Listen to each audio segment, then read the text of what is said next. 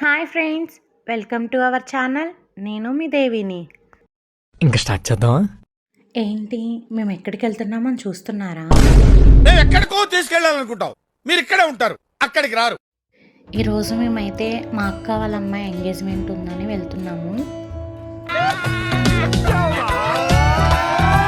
మేమైతే అమ్మ, తమ్ముడు, అన్నయ్య, నేను, మా వారు వెళ్ళాము.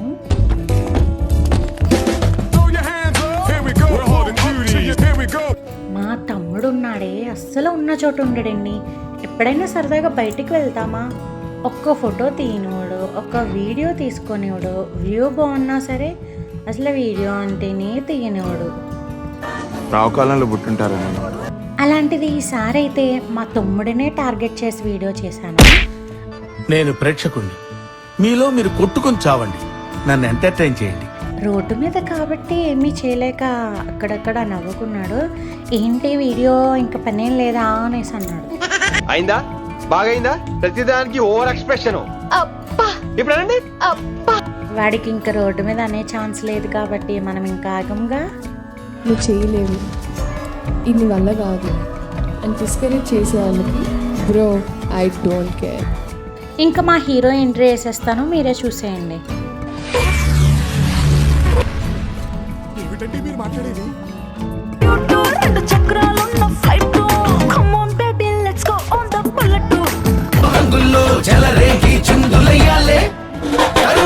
పక్కకి నువ్వే వస్తే హార్ట్ బీటే స్పీడ్ అవుతుంది, టచ్ నువ్వే ఇస్తే నా బ్లడ్ హీట్ అవుతుంది. అంత సీరియస్ ఉన్నాడా? జోకేసుకున్నావాడా? దారంతా కూడా వాడినే టార్గెట్ చేసి వీడియో తీస్తూనే ఉన్నాను. భయం వేస్తుందని హర్రర్ పిక్చర్స్ చూడటం మానేస్తామమ్మా, అదో బ్యాడ్ హ్యాబిట్. వీడు అంతే. ఏం చేయాలో తెలియక చూడండి, చిన్న చిన్న నవ్వులు నవ్వుకుంటూ ఫ్రంట్కి వెళ్ళిపోతున్నాడు.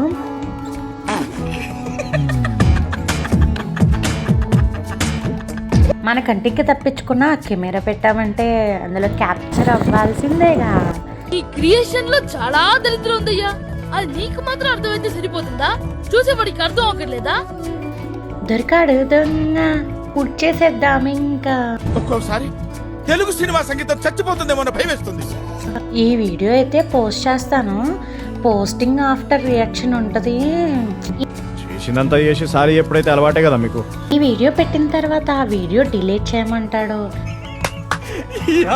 ఏం ఫీల్ ఉండదు మామయ్య.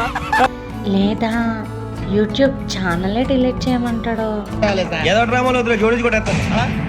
చూద్దాం ఎంతవరకు వస్తుందో. సరే సరే సరే, తమ్ముడు మ్యాటర్లో పడి వెళ్ళిన మ్యాటరే మర్చిపోయేలా ఉన్నాం. ఈరోజు మేము వెళ్ళిన ఎంగేజ్మెంట్ కపుల్ అయితే వీళ్ళనమాట. మా అక్క వాళ్ళ అమ్మాయి అని చెప్పాం కదండి, మేమైతే అమ్మాయి వాళ్ళ తరపు వాళ్ళం అన్నమాట. వీళ్ళే మా అక్క వాళ్ళ కూతురు, అల్లుడు గారు. మా వారు కూడా ఒక ఫోటో తీసుకుందామన్నారు, కాదనడం ఎందుకని మేము ఒక ఫోటో తీసుకున్నాం. అలాగే తమ్ముడితో కూడా ఒక ఫోటో తీసుకుని ఇప్పుడు నేనేం చేయాలి?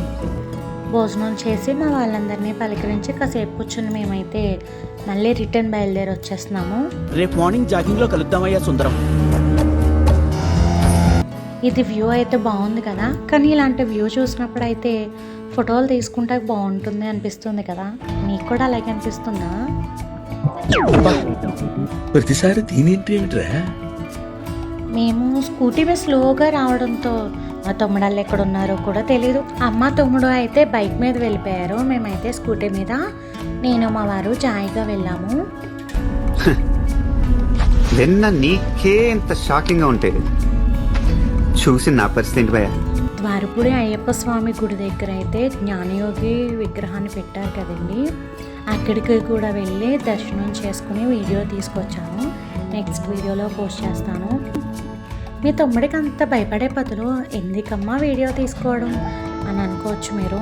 నువ్వు చేయలేవు, ఇది వల్ల కాదు అని డిస్కరేజ్ చేసే వాళ్ళకి బ్రో ఐ డోంట్ కేర్. నార్మల్గా వీడియో తీసి పెట్టేదాన్ని, ఈసారి వాడిని వీడియోగా తీసి పెట్టానుగా, వాడి రియాక్షన్ ఎలా ఉంటుందో చూద్దాము. నాకు భయం అవుతుందిరా. ఏమైతుందన్నా? భయం అవుతుందా? Wow, what a cute fellow. మా తమ్ముడు ఫైర్ అవుతాడు అంటే అవునా నిజమా అని ఎగ్జైటెడ్గా ఫీల్ అయ్యే వాళ్ళు ఉంటే కామెంట్ చేయండి. చూస్తున్నారా వాడి చేష్టలు వాడి బిల్డప్ను. అలాగే మా వీడియోస్ కూడా మీకు నచ్చుతాయని, మా వీడియోస్ని కూడా మీరు సపోర్ట్ చేస్తారని అనుకుంటున్నాను. ఎవరా మీరంతా? ఇదండి ఈరోజు వీడియో అయితే. ఈ వీడియో కనుక మీకు నచ్చినట్టయితే తప్పకుండా సబ్స్క్రైబ్ చేసి సపోర్ట్ చేయండి. అలాగే లైక్ చేసి కామెంట్ చేయడం కూడా మర్చిపోకండి. Thank you for watching.